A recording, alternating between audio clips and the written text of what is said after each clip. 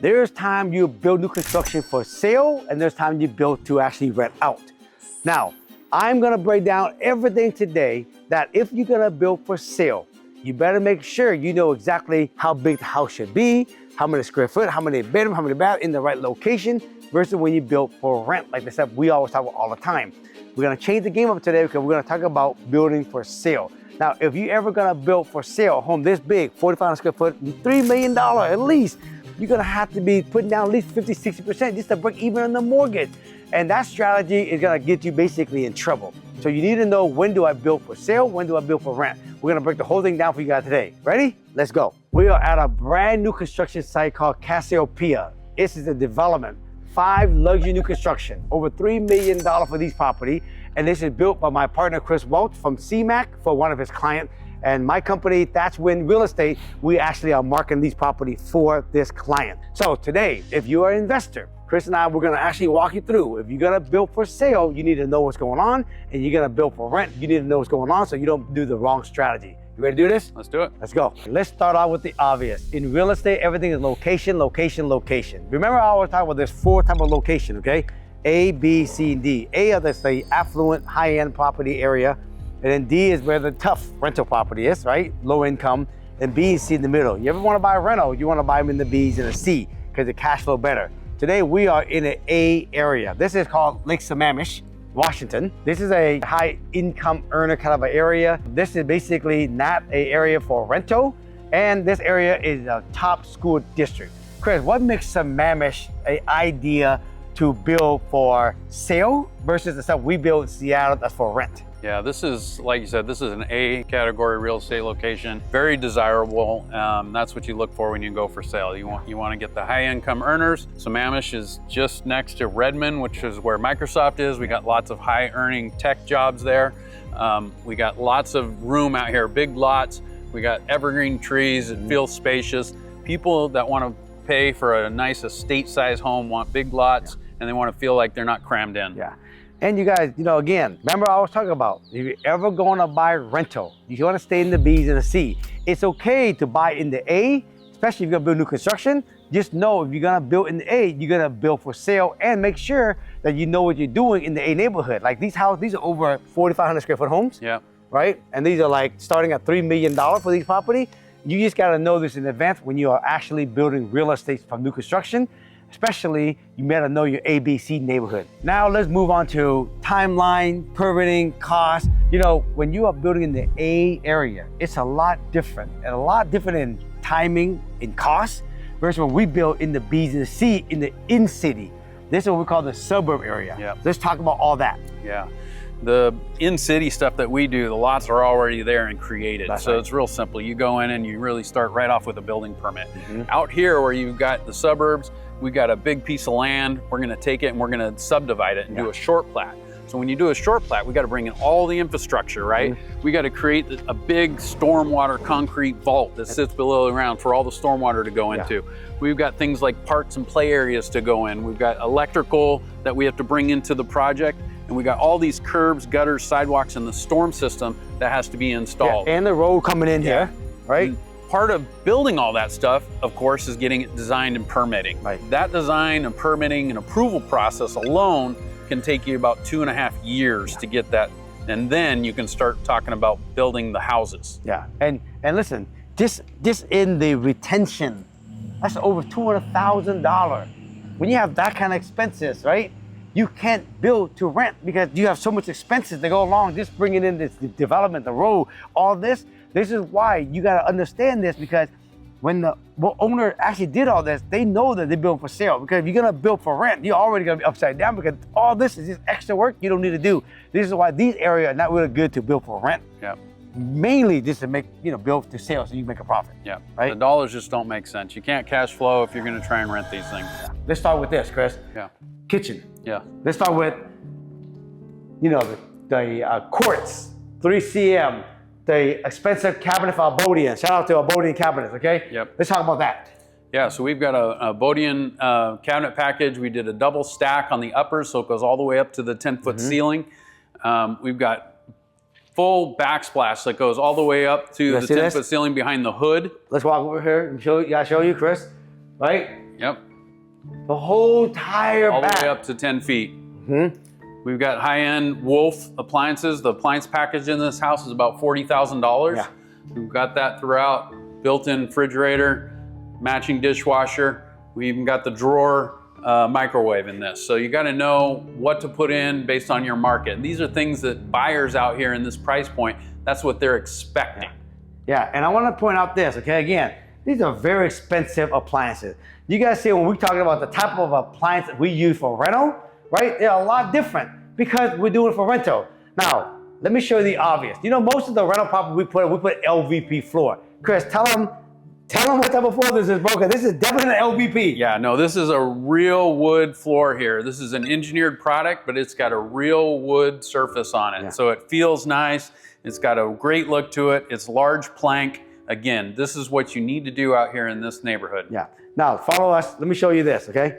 A lot of our rental, we put fireplace in, but we don't go to this extreme. Chris, tell them what that whole thing right there is all about. Yeah, this is, well, obviously too, the volume in the space, we have a 20-foot ceiling in here. 20. So this is a massive open volume. So to accent the fireplace, we've taken that all the way up to the high windows and we've tiled the whole entire thing. Yeah. We'd never do that in a rental project. Never. And let's talk about the railings. Yeah. And let's talk about steps, right? We've got nice matching wood finished end treads here. And then we've got a custom detail on our railing. And this is not just your standard railing. This is a heavy duty one with a custom cap integrated that returns all the way to the floor. This is a custom detail. Yeah, you don't just get this off the rack. You don't. Now, lighting. Yeah. Right? This is a big deal. Okay? When you are going to rent, you don't pick this type of expensive lighting. Talk about the chandelier, the lighting, Chris, and all this. Yeah, we've got very expensive. We've got very modern, high-end fixtures. We've got one hanging here. We've got a couple down here in the kitchen, dining room. Throughout the house, we're spending on order of about 6 times what we would normally spend on a house that we're doing for rental. And I'm gonna show you this. This is small, but it's important if you're building for sale. Look at this. 8 feet doors. This makes the house even a lot more taller. Yeah. Even if you didn't have a 20 feet ceiling, by doing doors at 8 feet, it's a big deal. Now, we don't go to this extreme when we go building for rent. Right.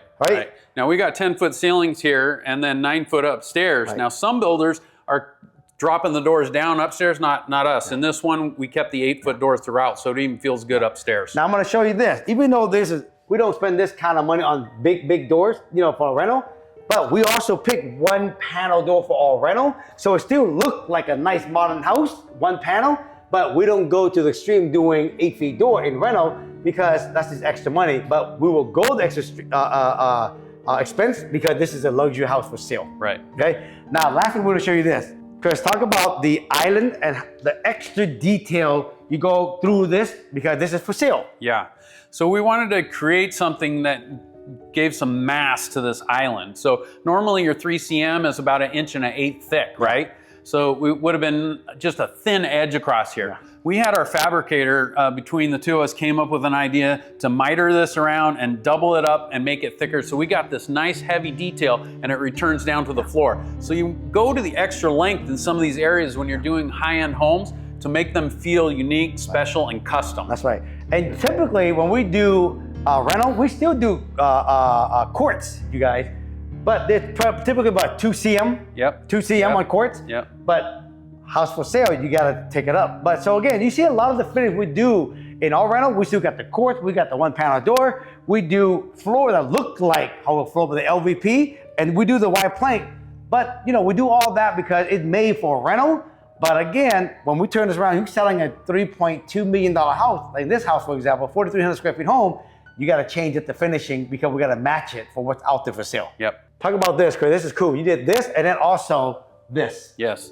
So this is another custom feature we did. So we're calling it the cloud. Yeah. So we created it. We got these panels that match the cabinets from Abodian, and we created this cool looking cloud that mimics the size and shape of the island. Yeah. So I think it highlights it and really gives a nice custom detail. Yeah. Then over here in the dining room, we came and we dropped a soffit around the perimeter, and then we created a cove to put a rope light in. So we got that nice little accent lighting up inside the soffit. These are the little detail that you have to do if you're selling a $3 million plus house. However, if you are doing this for rental, you don't need all this stuff. This is where you have to know what to put in for finishing, but you also gotta know if you're gonna buy a property, is it gonna be the ABC neighborhood? Are you gonna do luxury? Are you gonna do rental? What are you gonna do? These are all the little detail. So this is why it's important you gotta understand your real estate market and the strategy you use. So you see in this project, Cassiopeia, this is a great example of a project that was actually designed and thought out to be built and sale, down to location, product, and timeline. Yeah. Speak upon that. This is a final thought for these folks to know. Yeah, so location, you know, that's the cliche in real estate, right? Make sure if you want to get the high-end dollars that you're in an A luxury market. Yeah. And that's what this is. This is in an A location. It's very desired. Income levels are great. Comps are great. That's where you want to be. Yeah. And a product, Yeah. right? Finishing. I mean, look at this. You know what I mean? Know your product. We got this accent wall tile going all the way down the one wall and returning. I mean, you would never do this in a rental property. No. But these are things that make you stand out in a high-end luxury. You might need to do it. So you got to factor this into your cost. That's right. And make sure that the neighborhood and every comp supports it. That's right. And timeline, right? This is a big thing. You gotta know if you're gonna build for sale, there's a different timeline than build for rent. I mean, again, right? Yeah. Give them the quick update on the timeline again. Yeah, timelines are big in these areas. Yeah. The short plat process, if you've got to develop the land in Sammamish, bam, 2.5 years, maybe 3. Yeah. It's hard to get those through as a short plat. So know what you're getting into. Once the plat's done, you still got to build the houses, and those could take you another year. Right. So you're into these things, you know, from 3.5, maybe even 4 years before you can sell a product. That's right. So the bottom line, everybody, is you need to know your exit strategy. Before you go in, you need to know the strategy. Are you building for sale or are you building for rent? And you need to know all the different things before you actually buy the property. This is why we made this video for y'all can see.